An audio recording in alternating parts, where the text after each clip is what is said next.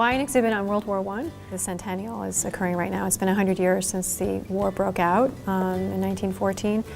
And so that seemed like a good reason to draw attention to the history and to revisit some of the questions of the history, such as how it actually broke out, the origins of the war, causes of the war, and then once it broke out, what kinds of developments occurred. And of course, much of this history is shaped what came after, not only the Second World War, but some of the conflicts that we're dealing with today. I got involved in this exhibit when I took a class called The Great War last semester with Professor Lauer.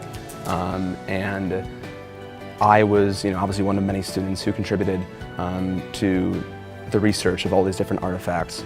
Through that, I definitely get an interest in the material, in the topic, and I really wanted to see this project come to fruition. Somebody needed to be here over the summer to make sure that all the logistics were being taken care of, that everything was being scanned, that all the copywriting was being taken care of. And so I offered my services to Professor Lauer, and she was glad to have me on, and that's how everything came about.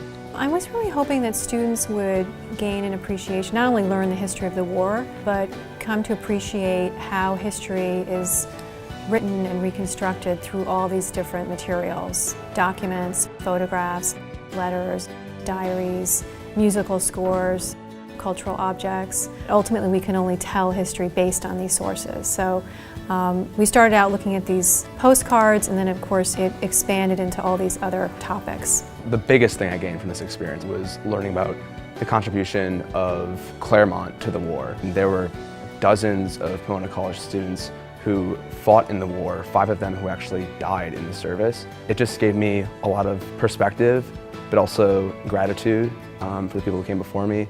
And it was just, great to learn about, how Claremont stood up to, help America and promote democracy really, during that time in history. The library and special collections in particular are absolutely underutilized resources here at the colleges. Many honors theses, many theses can be written based on these collections. Many more exhibits can be curated and displayed.